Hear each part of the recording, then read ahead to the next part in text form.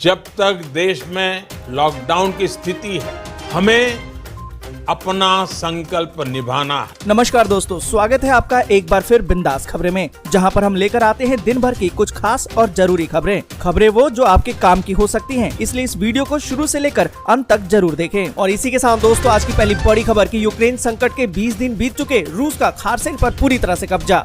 आपको बता दें कि रूस और यूक्रेन के बीच में जंग अभी भी जारी है। 20 दिन बीत चुके हैं। इसके साथ साथ शांति वार्ता चलने के बावजूद रूस लगातार यूक्रेनी शहरों के रिहायशी इलाकों में भी हमला कर रहा है। इस बीच रूसी सेना ने बड़ा दावा किया है कि खार्सन इलाका पूरी तरह से उसके नियंत्रण में आ चुका है। यूक्रेन की राजधानी के एक रिहायशी इलाके में रूस ने कई हमले किए हैं, जिससे कि कीव में 15 मंजिला इमारत बर्बाद हो गई है। हमले में कम से कम एक व्यक्ति की मौत हो गई है और कई अन्य के इमारत में फंसे होने की आशंका है। और इन सबके बीच दोस्तों, अगली बड़ी खबर की यूक्रेन के जंगल काटने की तैयारी में है पुतिन। आपको बता दें कि रूस यूक्रेन के बीच में जंग तो जारी है, 20 दिन बीत चुके हैं और आज 21वां दिन है। इस बीच दोनों देशों के बीच में अब कई बार बातचीत भी हो चुकी है, लेकिन जंग को समाप्त करने के लिए आम सहमति अभी भी नहीं बन पाई है। आपको बता दें कि लंबी खिंचती इस जंग के बीच रूस के सैन्य उपकरण बड़ी तेजी से खत्म हो रहे हैं। वहीं पूर्व अमेरिकी सैन्य अधिकारी ने दावा किया है कि रूस के पास सिर्फ 10 दिन का ही सैन्य उपकरण बचा हुआ है। वहीं यूक्रेन बनाम रूस के मामले में अंतर्राष्ट्रीय अदालत 16 मार्च को अपना फैसला सुना सकती है।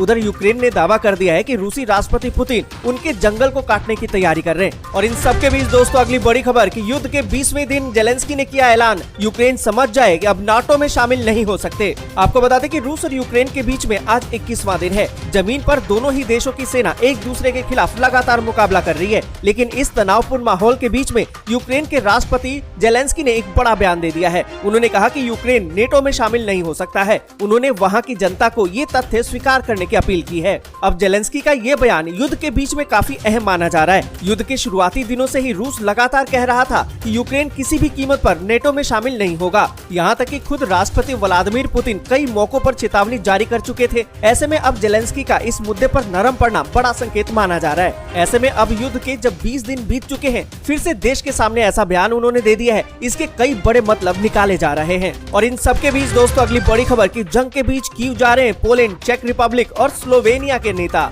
आपको बता दें कि रूसी सेना के यूक्रेन की राजधानी कीव के समीप पहुंचने पर पोलैंड, चेक गणराज्य और स्लोवेनिया के नेता युद्धग्रस्त देश के शीर्ष नेतृत्व से मुलाकात करने के लिए यूरोपीय संघ के मिशन पर कीव को जा रहे हैं। यूरोपीय संघ के साथ ही नेटो के ये 3 सदस्य देश ऐसे वक्त में यूक्रेन जा रहे हैं जब कीव के पड़ोसी इलाके में रिहायशी इलाकों में कई बड़े हमले हुए हैं। ये सभी नेता यूक्रेन के राष्ट्रपति व्लादिमीर जेलेंस्की और प्रधानमंत्री डेनिस शमिहाल से मुलाकात करेंगे। और इन सभी के बीच दोस्तों, अगली बड़ी खबर की हमलों के बीच हो रही है चौथे दौर की बातचीत। 28 लाख से ज्यादा नागरिकों ने छोड़ दिया है यूक्रेन। आपको बता दें कि यूक्रेन की राजधानी कीव और अन्य शहरों पर हमलों के बीच में रूस और यूक्रेन के अधिकारियों के बीच में चौथे दौर की वार्ता भी हो गई। ये वार्ता वीडियो लिंक के जरिए की गई। इस वार्ता में दोनों देशों के उच्च स्तरीय अधिकारियों ने भाग लिया। इस बातचीत के दौर में यूक्रेन युद्धाविराम, सैनिकों की वापसी और सुरक्षा गारंटी के मुद्दे पर बातचीत हुई। देखना दिलचस्प होगा कि इस बातचीत के बाद क्या युद्ध पर विराम लगेगा या युद्ध ऐसे ही जारी रहेगा। और इसी के साथ दोस्तों, अगली बड़ी खबर की नाटो के दरवाजे पर हमला कर रहा है रूस, टक्कर लेने से क्यों डर रहा है अमेरिका। आपको बता दें कि रूस और यूक्रेन के बीच में जंग जारी है। ये जंग लंबी खिंच चुकी है। इसके बाद भी दोनों देशों के शीर्ष नेताओं में से कोई भी झुकने को तैयार नहीं है। यूक्रेन पर लगातार रूसी हमलों के बाद भी यूक्रेन के राष्ट्रपति व्लादिमीर जेलेंस्की पीछे हटने को तैयार नहीं है। 20 दिन से जारी ये जंग अब दुनिया के लिए चिंता का कारण बन गई है, लेकिन तीसरे विश्व युद्ध का खतरा आज से पहले इतना ज्यादा कभी नहीं था। अमेरिका और नाटो देशों की धमकियां, चेतावनियां और प्रतिबंधों के सामने पुतिन हथियार डालने को तैयार नहीं है। रूस कभी नाटो देशों के आसमान में ड्रोन से जासूसी कर रहा है, तो कभी पोलैंड के करीब अपना हमला बरसा रहा है।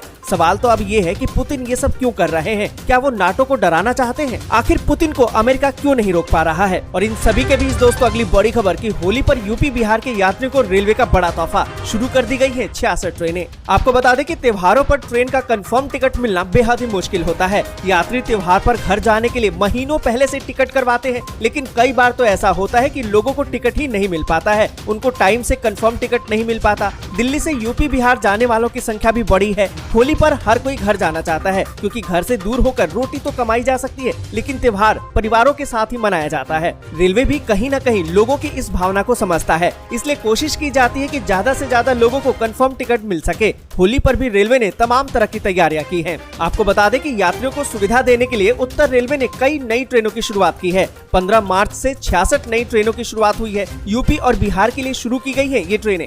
दिल्ली से होली पर घर जाने वालों में सबसे बड़ी संख्या इन्हीं 2 राज्यों के लोगों की होती है। जो ट्रेन पहले से चल रही है उनके फेरे भी बढ़ाए जाएंगे। ऐसे में 166 फेरे एक्स्ट्रा हो। और इन सभी के बीच दोस्तों अगली बड़ी खबर आपको बता दें कि कर्ज न चुका पा रहे किसानों का अब ब्याज चुकाएगी सरकार। इस राज्य के सीएम ने किया है ऐलान। आपको बता दें कि मध्य प्रदेश के मुख्यमंत्री शिवराज सिंह चौहान ने राज्य की जनता को राहत देते हुए कई बड़े अहम फैसले लिए हैं। आपको बता दें कि मुख्यमंत्री ने राज्य की जनता के 6,400 करोड़ रुपए बिजली का बिल माफ कर दिया है। सरकार के इस फैसले से तकरीबन 88 लाख उपभोक्ताओं को राहत मिलेगी। इसके साथ ही उन्होंने एक और अहम घोषणा की है। उन्होंने कहा है कि कर्ज नहीं चुकाने वाले किसानों के 2 लाख रुपए तक के बकाया पर सरकार खुद बैंकों को ब्याज का भुगतान करेगी। इससे कई किसानों को राहत मिलेगी और बैंक को भी ज्यादा नुकसान से बचाया जा सकेगा। और इसी के साथ दोस्तों अगली बड़ी खबर की केंद्रीय कर्मचारियों को मिल सकता है होली का गिफ्ट। महंगाई भत्ता बढ़ने की आ सकती है खुशखबरी। आपको बता दें कि केंद्र सरकार के कर्मचारियों को होली से पहले होली का गिफ्ट मिल सकता है। कहा तो ये जा रहा है कि मोदी सरकार केंद्रीय कर्मचारियों के महंगाई भत्ते में बढ़ोतरी करने की तैयारी में है। ये तोहफा होली से पहले ही मिल सकता है। दावा तो किया जा रहा है कि महंगाई भत्ता करीबन 3% तक बढ़ सकता है। अभी ये 31% है, बढ़ने के बाद 34% किए जाने की उम्मीद है। और इसी के साथ दोस्तों अगली बड़ी खबर की सरकार बनते ही 1 अप्रैल से पंजाबियों को मिलेगा ये बड़ा तोहफा। जल्द हो सकता है इसका ऐलान।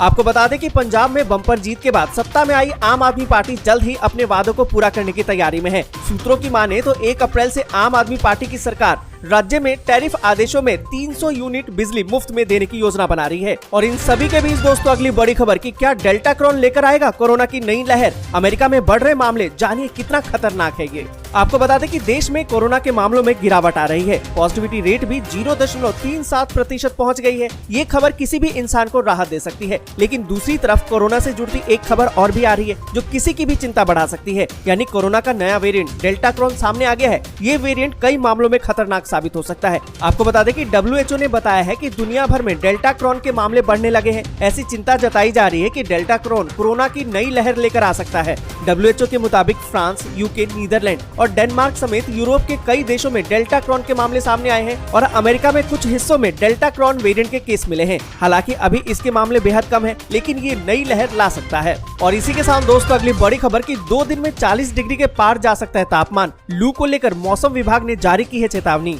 आपको बता दें कि राजस्थान और गुजरात पर प्रति चक्रवात अब भी मौजूद है। जिस स्थान पर वो चक्रवात बना है वहाँ तापमान काफी बढ़ा हुआ है। इस वजह से गुजरात की तरफ से आ रही गर्म हवाओं से पूरे मध्य प्रदेश में अधिकतम तापमान लगातार बढ़ रहा है। गुजरात और महाराष्ट्र के सौराष्ट्र, कच्छ और कोंकण और राजस्थान और तटीय कर्नाटक में लू चलने की चेतावनी जारी की गई है। वहीं दिल्ली NCR में तापमान में इसी सप्ताह और वृद्धि होने के आसार है। पर यहाँ पर आपको बता दें कि शनिवार तक अधिकतम तापमान 36 डिग्री और न्यूनतम 18 डिग्री तक पहुँचने का अनुमान है। वहीं महाराष्ट्र की राजधानी मुंबई में तापमान के तेजी से बढ़ने के साथ ही किसी भी समय लू के थपेड़े लग सकते हैं। साथ ही आपको बता दें कि राष्ट्रीय राजधानी दिल्ली में तापमान बढ़ते बढ़ते 33 डिग्री सेल्सियस तक पहुंच गया है। अगले 2 दिनों तक इसमें और अधिक इजाफा हो सकता है। बिंदास खबरें, पर उससे पहले लाइक, सब्सक्राइब और शेयर। जय हिंद, जय भारत।